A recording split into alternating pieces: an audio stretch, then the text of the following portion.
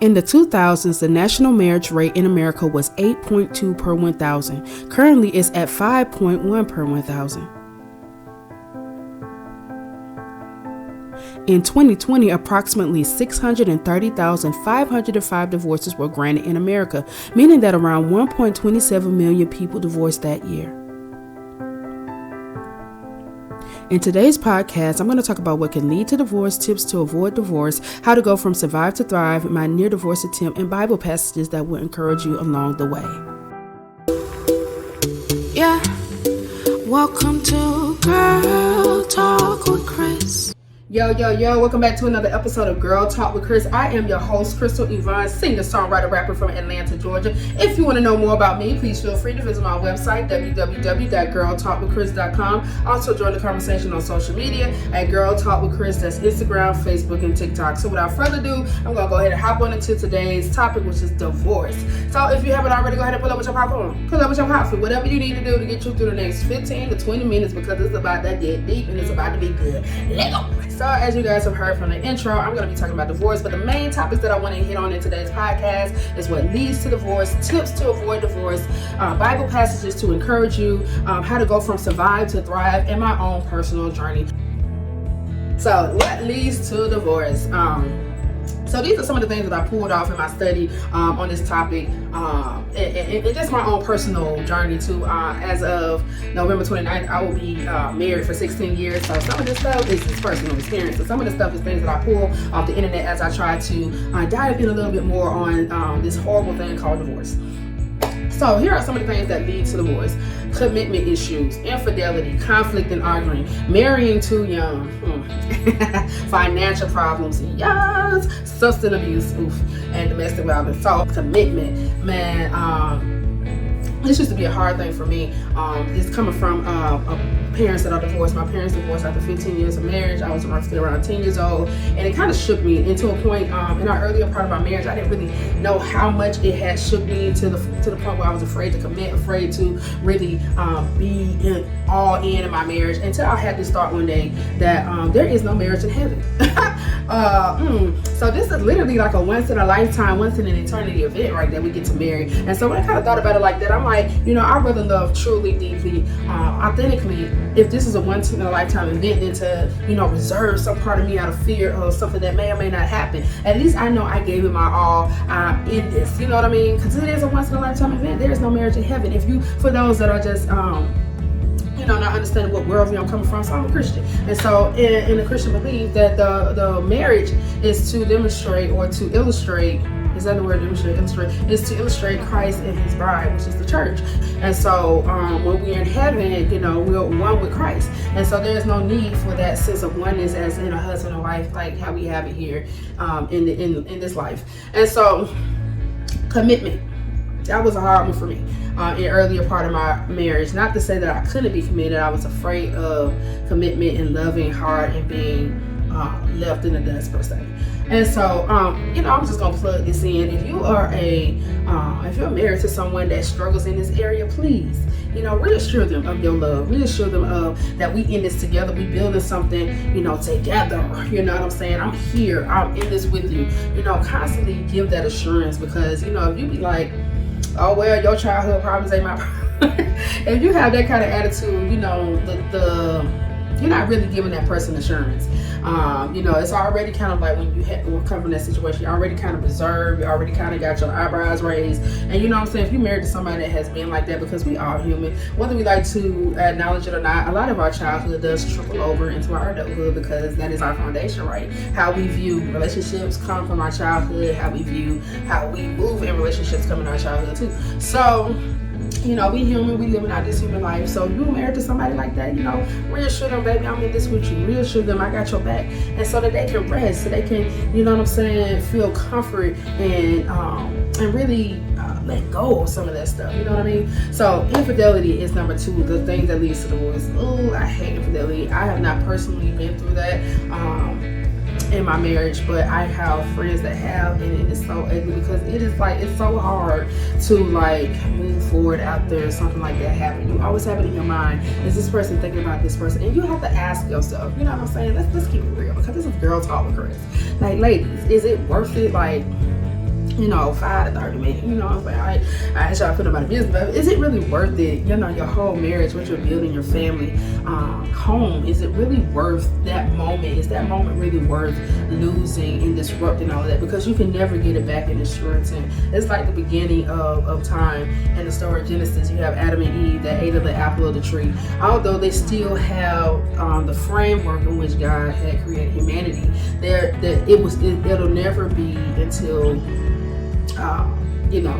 it would never be that way until Christ returned. It would never be the way in which God originally intended it. So when infidelity enters the relationship, it'll never be the same. And it's sad because I've seen a handful of people that actually worked through it and came out on the successful side of it. But that's a handful. It's like it's hard to trust again. You know what I'm saying? Like it's hard to get that kind of mental picture out of your mind, thinking about your spouse being with someone else.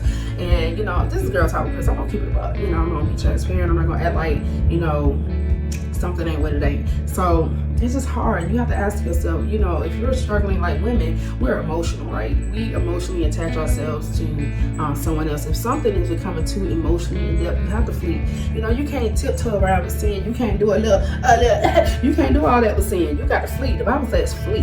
When you look at Sodom and Gomorrah, when she go back to, she turned to a pillow of salt, that just goes to show you cannot play with sin. You cannot control it. And so when you feel like you emotionally attaching yourself to someone and you feel like something is emotionally lacking in your marriage, open up the conversation. Don't allow your heart and your mind and your eyes to stray to something else. Keep that line of communication open, and know that when something get a little, if your spouse walk in on this situation and be looking kind of fishy, if you kind of dealt with somebody, you need to flee. You need to be like, we going to a place I ain't trying to go to. You know what I'm saying? I'm married.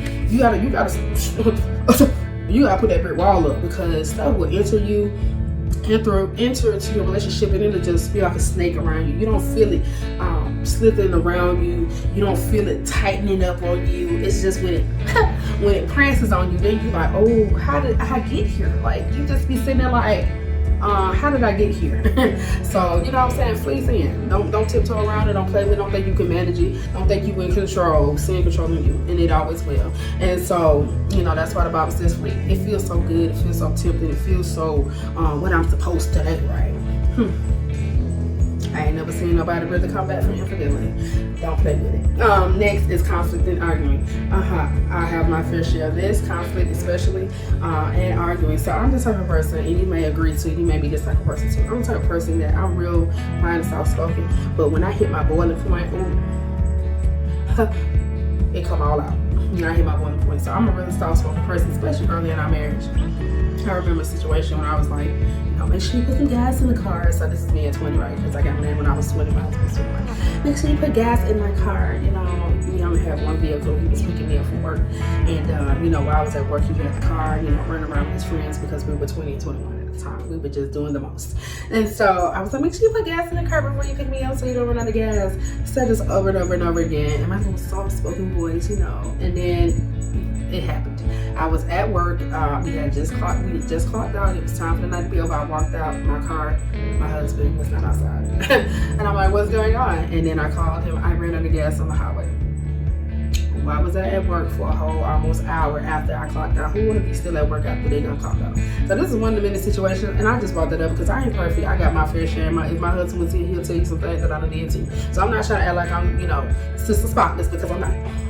But I'm just saying, like, those things can, boil up in you, and you kind of explode. And so you want to kind of keep that communication open. And then, too, if you're a person that is soft-spoken, or you're married to someone that is soft-spoken, listen to it when it's in its infant stage. Don't let that thing that person is saying, grow up to the point where it's like, they big bold and they coming at you like an attack. And you be like, this is the first time I ever heard that. No, they probably said it over and over again. But because, it seemed like, it's just something when you get around to it, no, don't wait till we get to that point where it's like butting heads. And so I'm always big on communication. Keep the lines of communication open with emotions, with frustrations. Don't wait till or assume that someone knows how you feel. So the next thing that leads to divorce, marrying to I was 19 when we got engaged, 20 when we got married. So we still here. We're 16 years in, so we still here. I think, like when people talk about the perfect age to have kids, right? They always like, oh, you need to have kids when you're younger, like in your early 20s, because you can kind of grow up with them. Oh, you need to have kids when you're 30, because you're more financially stable. I can tell you on here or there, because I've seen both ends of it. I am 36 and I just had my first child. And no matter which age you is, being a parent is hard. You know what I'm saying? And I said all that to say, when you're younger, there's benefits to being a parent. When you're younger, when you're older, there's benefits to being a parent. I think just, each one has its pros and cons. And I feel like too much we make it about, young versus old. When it's just like, stuff's just going to be hard no matter what. You know what I'm saying? So I said all that to say that marrying too young is subjective. There's benefits to marrying young. You grow up together, you experience, different stages of life together. And then there's benefits to marrying when you're a little older, when you're more financially stable, when you're more in tune with who you are and how you maneuver in relationships. You can do that within a marriage too. I feel like in today's time, we feel like we have to be this arrived, perfect person before we get into marriage. There's some things that you should work out, that will be beneficial in your waiting stage. If your heart is for marriage, if your heart is to want to get married, financially working out some things, have some good financial literacy, counseling if you have past issues, and just really getting to know yourself and how you think and move. Those are beneficial, but those can also be done in marriage too. A lot of who I am today is not who I was at 20, obviously, right? So I've grown up, I've gotten to know myself within and outside of my marriage too. You can do those same things with the marriage. I feel like the rhetoric out here is that you have to, this point system, where you're at with your worth and all of this stuff, like just doing too much out here in these streets. Marriage is about, it's not this infatuation that you're trying to feel. It's a decision. It's a decision to grow up and grow with someone. I wish we had learned certain things earlier on, but we have learned and are learning. Being in 16 years of marriage doesn't mean that I can go close now. Honestly, it gets harder sometimes the longer you have been in marriage, because you get so routine with a lot of stuff. You know what I'm saying? And so marrying too young, marrying older, I'm pretty sure statistically we can justify it here or there. But from my experience, marrying young was a good thing. Before meeting my husband, before marrying my husband met friends since high school. Before marrying him, I was kind of on this track where I was done with relationships. I was just gonna chill by myself. I was starting to date myself. I was taking myself to restaurants, getting my nails done, just kind of, being in tune with me. And had I continued on that track, because the way I'm set up, I love being by myself.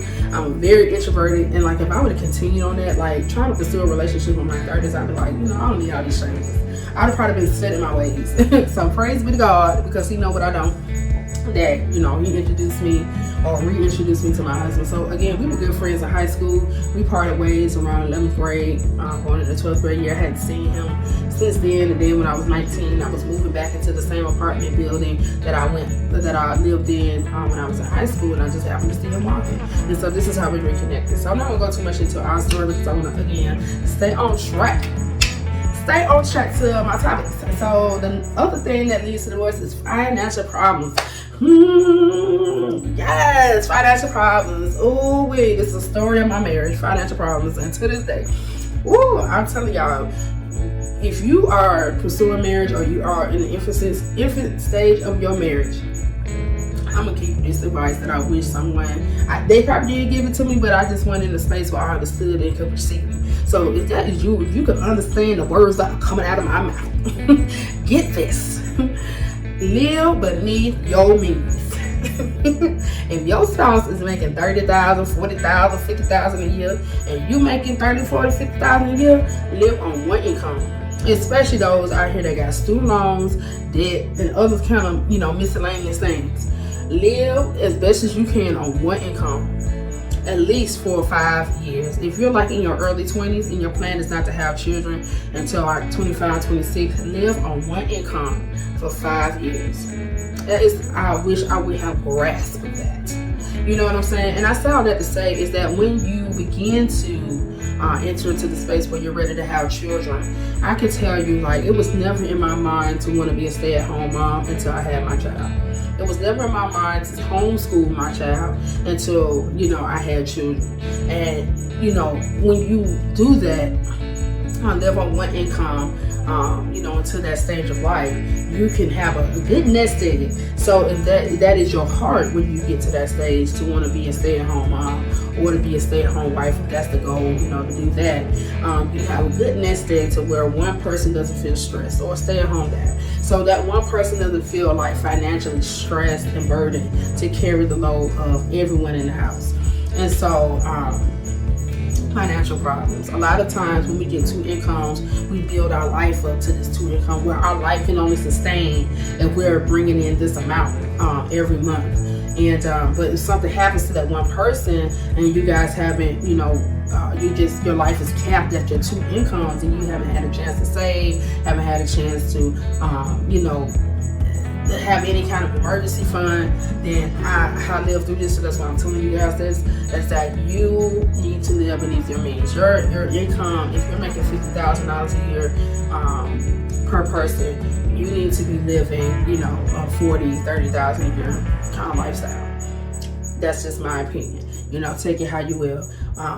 Or $40,000 a year lifestyle, so that you have a $10,000 buffer for extra expenditures every month. So if you living on one income, and both of you making $50,000, let's say example, and you're living on one income, your lifestyle should be about $40,000. Rent, car notes, everything need to fit within that $40,000. So then you'll have a $10,000 buffer for extra expenditures, traveling, and other things alike. And then that other $50,000 can just get stacked, and even look into some investment and money mutual account and other things to help grow that money as you're putting it into something over time.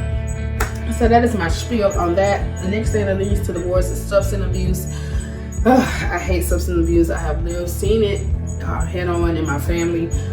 It is so ugly. It is so horrible to see someone you love struggling that way.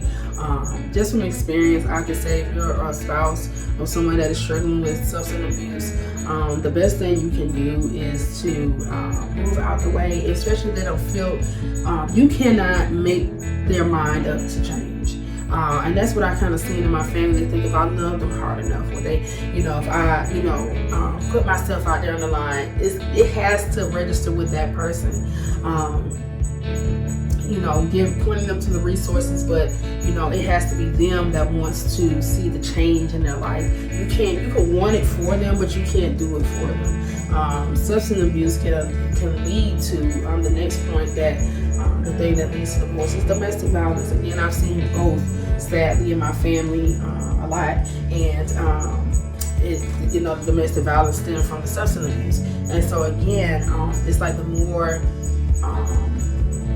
you try to be in that person's space, try to want it for them, the more agitated they get sometimes towards you, and take it out. It's something in them that needs healing. It's something that in them that needs addressing. Until they want to address it themselves and do the work themselves, you're really putting yourself in a space where it's not gonna possibly end well.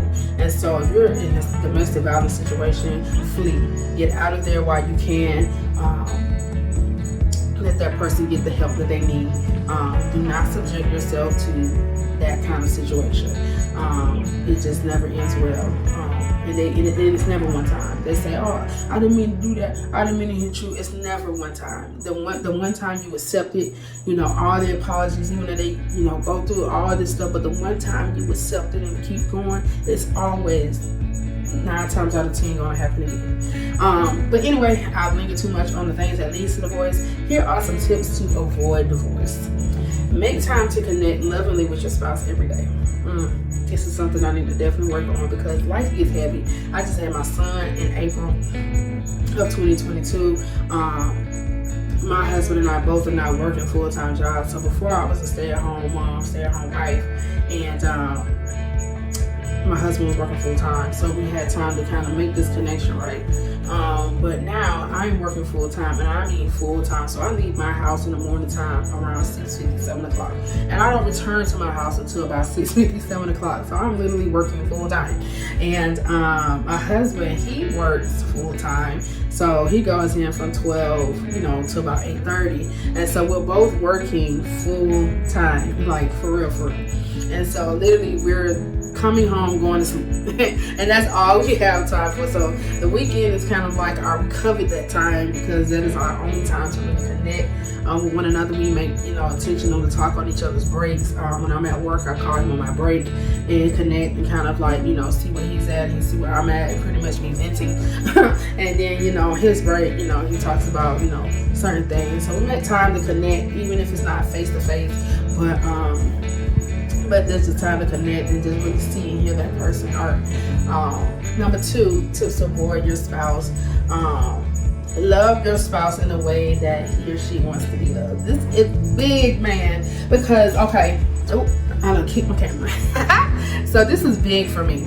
Love your spouse the way that he or she wants to be loved, because like I am a personal touch, words of affirmation, quality of time type of chick, you know what I'm saying? So you are here buying gifts and extravagant stuff. It's not gonna I love it, I'm cool with it, but like I'd rather have your quality time. I'd rather have your words of affirmation. I'd rather feel that connection with touch. And so that is who I am. But my husband, he ain't that way. He don't like personal touch. He don't want you in his space. And so it's a compromise on each hand. So his thing is gifts, gifting. And so the way that I try to make him feel loved and seen is to maybe make a special breakfast, maybe make a special meal, write a little note sometimes every now and then and just say I see you, you know what I'm saying, and just just accent some of the qualities that I love about him and some of the things that we've been through and just how we've overcome together and just things like that, just positive stuff. And so you can think that you're showing love, because like when I was growing up, not to put my parents out there or nothing like that, but when I was growing up, my mom is, totally opposite of me. So I'm personal touch. She like, that's your side of the room. I'm like, words of affirmation. She like, you better figure it out. So we totally the opposite, right? And I remember like she used to then say like, I love you a lot. And so since I'm words of affirmation, that means a lot to me when somebody say I love you. And when I brought it up to her one time, she said, you should know I love you because I do X, Y, and Z. Since I'm not a give person, I feel like the love might have been shown the way she thought love was supposed to be shown, but not the way that I would receive it. So you could be thinking like I'm here, I'm doing this, I'm present, but if that person is not receiving it, it's like speaking a foreign language. Like I hear you, I see you, but it ain't translating to me. I don't know what you're saying. You know what I'm saying? So love your spouse in the way that he or she wants to be loved. Number 4 is take care of your appearance. Take care of your appearance, man, because since I've had my son, sis be looking wild. I'm gonna say that's what I need to work on for real. Sis be looking wild around the house. But take care of your appearance, man. Ain't nothing like coming home, seeing your husband in his favorite underwear that I like that he has, or his haircut and him looking sharp. It's all the same thing he probably want from me. Like, the last 4 months I really haven't been myself. I would say the last 2 years I just haven't been myself. I've been struggling with depression. I've been struggling with a lot of things. So in the course of almost 2 years, I've gained a X amount of weight, you know what I'm saying? And I just kind of like really just came to, like, I didn't care about my appearance, I didn't care about my health, nothing. Like, I really just been numb and just kind of like paused on life. For those that don't know, I went through a infertility journey, which entailed me going through 4 procedures, medicated cycles. And if you're familiar with the infertility space, you know exactly what I'm talking about. IUIs and then IVF, and then my first IVF transfer failed. That was, even sunk me even lower into depression. And then my second one was a success, but I had such high anxiety during my pregnancy. Again, I just feared everything. I really just am now coming to reality of the things I experienced. I really was just going through the motions. And so I had a major surgery. I had, 2 procedures and another procedure right before getting pregnant in July of 2021. And so, and then when I had my son, I had a C-section, so then that was another thing that, you know, caused me to kind of really struggle with postpartum depression. And so I'm really just now coming to reality of everything that has transpired over the last 4 years. So parents was like the last thing on my list. And now I'm just now kind of like, you know, wanting to get back in the routine of wanting to eat healthy and take charge of, you know, that area of my life, and to take charge of how I present myself, because I used to like, you know, a hoodie, some sweatpants, I'm good. Now I'm like, you know, I want to look cute, because I'm really now coming to reality of just seeing myself again. And so number 5, tips to avoid divorce. I mean, I feel like this is Captain Obvious, right? Remain faithful.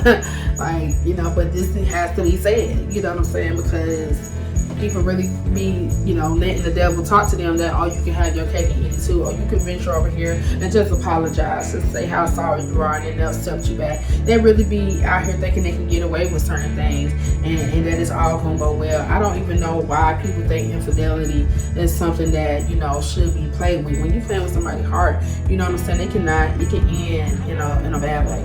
So do things together. Number 6, that's, you know, it's hard sometimes, do things together. Spend time apart. You know, for some people that may be a thing, you know, but I spend a lot of time apart, so I'm trying to do things together. But sometimes spending time apart, because early in our marriage, my husband and I used to work at the same job, live in the same house, drive the same car together to work in the morning. You know, and then we worked in the same location, and so we were spending 24/7 with each other, and sometimes it just needed a break. So if that is you, you know, spend some time apart, really get to know you sometimes and quiet your mind outside of that person always in your corner. But my husband, you know, he's my best friend, so it really didn't really bug me like that. But I do understand some time that you need to have apart, and to just really just, you know, like I used to, like every weekend I would have my pamper time.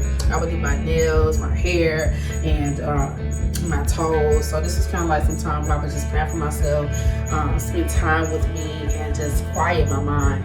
And so that's a good way. You don't always have to like go on vacation or do the most, you know, it could just be something like that. Be friends with your partner. My husband is my best friend.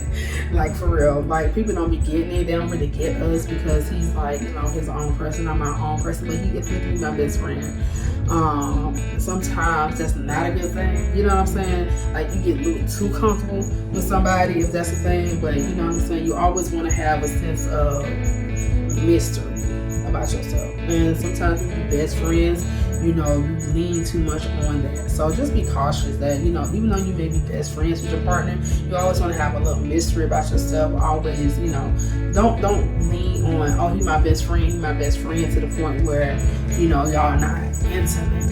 You know what I'm saying? Like, where y'all not connected because y'all so, you know, oh, he's my best friend, I can do this. You know what I'm saying? Like, you trying to go on being best friends to the point where you ain't gotta appear a certain way, you know, dress them a certain way, and keep a little mystery about yourself, a little sexiness about yourself. But anyway, number 9, have some terms of endearment. I'll call my husband everything, boo, babe.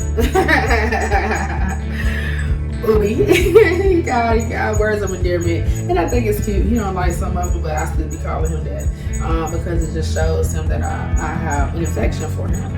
And so I want to share with you guys some Bible passages to encourage you, those that are in the space of newly married, or like kind of like tiptoeing with divorce, kind of like, you know, I'm done with this situation, or, you know, kind of like on the fence about everything, kind of in a rocky place in your marriage. I want to share some Bible passages to encourage you.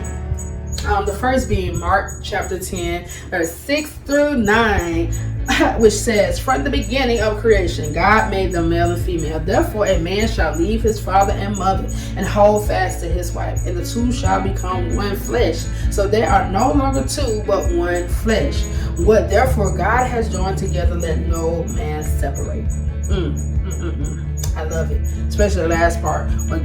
Therefore God has joined together, let no man separate. It's telling like the ones that are mama's boys. Therefore a man shall leave his father and mother and hold fast to his wife. You know what I'm saying? Those that struggle with being mama's boys, and I'm a daddy's girl, that struggle with daddy's girls, hold fast to one another, and the two shall become one flesh. It is not an overnight process. The next scripture that encouraged me is Genesis 2:24. Again, therefore a man shall leave his father and mother and hold fast to his wife, and the two shall become one flesh. So in Mark chapter 10, it was kind of like accenting that, because it was like, trying to trip Jesus up. Well, what about a man who wants to sign a certificate of divorce? You permitted that, and in Mark chapter 10, this is Jesus saying that, reiterating what God's design for marriage was in the beginning. And I'm looking around because I got my computer screen up over here, so I'm reading off my computer screen, and y'all can see me looking around. And if you hear a little beep, beep, beep, beep, that's my ceiling fan going, because I ain't hot. I was trying to look cute for this podcast, and it just backfired on me. But anyway, 1 Corinthians chapter 13, 4-7, it says, love is patient and kind. Love does not envy or boast. It does not ever get rude. It does not insist on its own way. It is not irritable or resentful. It does not rejoice at wrongdoing, but rejoices with the truth. Love bears all things, believes all things, hope all things, and endures all things. I love it. And so women that struggle out here with nagging, struggle with tearing down people with your mouth, this is for you. Men that struggle with affirming their wives and being patient and loving them as they work through and grow with you, this is for you. Love is patient and love is kind. Love does not envy or boast. Sometimes, in relationships we become very self-righteous. I did this, and I'm always this person, and I've always done this, and ain't nobody, got a step over nobody else, no matter how much you try to throw out there on the table. Love does not envy or boast. It is not arrogant or rude. It does not insist on its own way. It is not irritable or resentful. Oh, talking to somebody right there. Irritable or resentful. It does not rejoice at wrongdoing, but rejoices with the truth. I feel like it explains itself. So Proverbs 21:9, it is better to live in a corner of a housetop than a house shared with a quarrelsome woman. Ooh, wait. I used to hate that passage. Okay, I won't say it. I used to not like that passage, because I used to have a mouth on me in my early 20s. And my husband used to always throw this out there. It's better to live in a corner of a housetop than a house shared with a quarrelsome woman. And I'd be like, I wouldn't be so quarrelsome if you listen to me when I said it in my little soft voice. No, I'm not playing, but I'm playing. And this is, having communication. Man, you can't always just be talking about it's the woman mouth nagging. Because did you hear when she said it in a soft voice? And women, you can't just keep thinking you can talk to a man like he ain't no person. He a whole person with emotions, feelings, eyes, ears. Stop. Sometimes I think for me, I was raised with my dad. After my parents divorced, I lived with my dad full time. So I'm used to how men move. I'm used to seeing how my dad moved in the household. And I'm used to seeing, being around a lot of men. I have my uncles around and stuff like that. So I was around a lot of strong, solid men. And so when I used to see some women talk to their guy dudes or their husbands or boyfriends, I'm like, girl, that's a whole person. Because I done seen my dad cry, I done seen my dad struggle, I done seen my dad have all kind of emotional levels. And I think that when you don't see that, when you haven't really rested your femininity under a strong masculine person, you feel like you have to be you know what I'm saying? You feel like you gotta be so bold and attackful because you never really had anyone to take up for you, and I get that space. And this is just a warning to those. Don't just say this is just the way I am. And be that, because really you're the one missing out on seeing some transformation. So if you have struggled with that, not having your femininity rest under somebody that's masculine and strong, men, if you haven't had your masculinity shaped, and because a lot of times a lot of men that haven't had their masculinity under someone like a dad, a strong masculine figure, or a strong uncle, they tend to have this whole domineering thing because they're trying to find respect, they're trying to find their stride in the world, they're trying to find who they are as a man. And sometimes when they haven't had the good direction, they tend to have this heavy hand in a relationship where I want respect, I'm demanding respect, and they're not really communicating what their true intent, their true heart is. And so that is I would say seek help. It has definitely been helpful for me. Again, I was raised by my dad from the age of 10-ish. And so, going to counseling really helped me to understand who I am as a woman and accepting my femininity, because my femininity at the time did not look like everyone else. I always struggled with, kind of the tomboy area, or dress in a certain tomboyish way. And because I didn't really see femininity as something beautiful, I thought it had to be this one size fit all shoe. But I'm just now getting to a place, around 26, 27, where I accepted my womanhood and femininity just the way it is. It didn't have to be, high tops and, X, Y, and Z. It's not to say that I don't enjoy those things, but I used to feel like for me to be a woman, I had to dress a certain way, speak a certain way, carry myself a certain way. And all I realized now, I just have to be.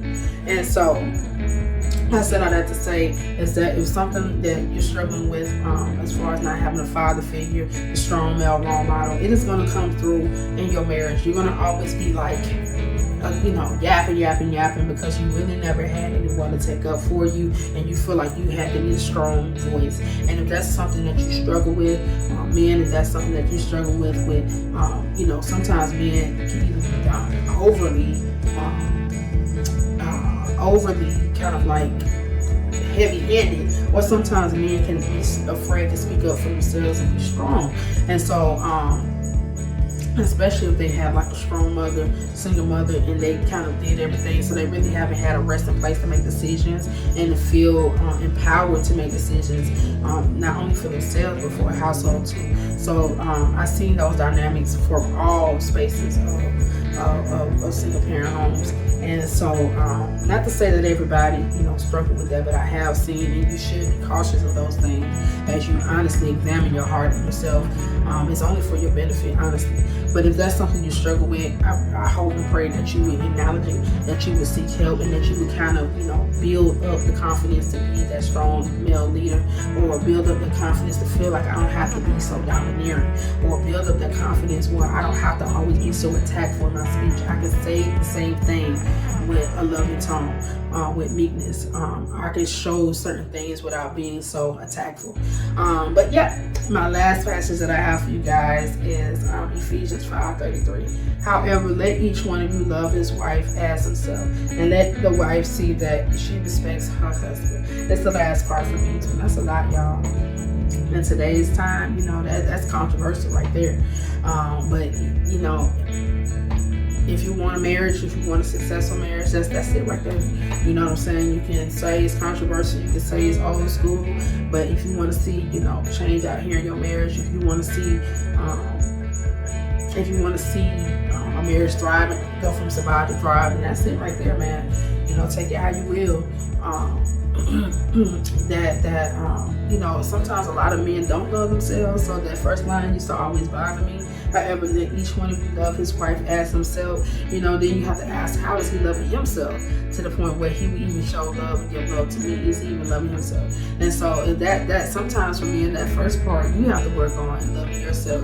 A lot of times, just in my life experience, I've seen men so beat down by some of the words that were said by their mothers, said from their community, and to the point where they don't have a sense of love for themselves, and they always seek constant cohabitation for that validation. You know what I'm saying? But they don't even love themselves enough to say, I'm worth more than just cohabitating with people and giving up on my body sexually. And so, that first part, God has to work on that first part. If you're already in marriage and you're just not coming to this awareness that, I need Jesus, and you read this passage, God has to really grow that self-love in you through his love for you. And that was a journey for me, honestly, too, that I didn't really have much self-worth or self-love. And as God continued to pour out his love for me, I then began to love, myself, because he loves me. And so if God can love me, little old sin-stained me, then I should be able to love me too. And then with that love, you start to see yourself as, differently. And then you can go on, after you love yourself, to love other people too. And so, how to go from survive to thrive. Be intentional with how you spend time in intimacy. So how you go from survive to thrive, like early, like around year 10 or 11, 12 year-ish in our marriage, we were just surviving marriage. We were just going through the motions. We were neither here nor there with anything. We were just kind of like surviving, but we weren't thriving. We had to learn how to be intentional with how we spend our time in intimacy. Like now, we covet our weekends. We don't try to do too much that'll have us separated. We covered our time together. We made the most of it. We're intentional with our time and intimacy. Number 2, pray for your spouse and pray with your spouse. A lot of people like, I'm gonna pray for my husband, I pray for my husband every day, but you can pray with him those things. Because some stuff come out in prayer, and then you can then turn around. You don't always have to address everything that's said in prayer, because you want your spouse to feel comfortable saying certain things without you turning it into a little sermonette after he prays. Oh, you struggling with that? Oh, when, since when? You know what I'm saying? Everything don't need to be addressed. So when he shares some of his heart with you during your time of prayer, that you can, get direction on how you need to pray with your spouse separately too. 3, find ways to make them feel seen, special, and loved. This will be a game changer, because then you go like, ooh, I know he like this, and then like, especially if you really, you really a creative person, you be like, oh, he really like games, or he really like this, or he really like that. You know what I'm saying? I'm about to take it up to the next level. You get creative with it, especially if you want to make that person be seen, feel seen, special, and loved, man. Like, you take it to another level. Okay, so the next one is turn off all of your electronics and hold one another and communicate, kiss and embrace each other, create intimacy. This will help relieve some of the stress of the day too. So when you turn off all the electronics and you on the couch, you know what I'm saying? I'm gonna keep it above, because this is Girl Talk with Chris. You know what I'm saying? We ain't trying to be, we ain't exercising religiosity over here. I'm just gonna keep it above. Turn off electronics and take off your clothes. You know what I'm saying? Sit on the couch, hold one another, look at each other, kiss and embrace each other. Just get some eye contact, skin contact. This will create intimacy, and it will help relieve some of the stress of the day. It will lead into other stuff. But anyway, you got to turn off all the electronics, because you realize how easily distracted you can be. How much time, you just used to almost stroll on whatever. And then you be on there for like 2 and 3 hours, like, oh, it's time for bed. You know what I'm saying? But y'all been sitting on the same couch, but he on his phone, you on your phone, and y'all done said 2 words with each other. You gotta turn off these electronics. Connect with one another, hold each other, look at each other in the eyes, rub each other, massage each other, communicate, create that intimacy, because it ain't gonna come naturally sometimes. You just gotta create the environment. And this will help relieve some of the stress of the day. You know what I'm saying? You go into bed with all this stuff on your mind and your heart. If you just take some time to turn off electronics, stop looking at everybody else live life, and just be present for your life, you'll see some transformation. You'll really go from survive to thrive, because you ain't comparing everything about your marriage and your relationship to anybody else.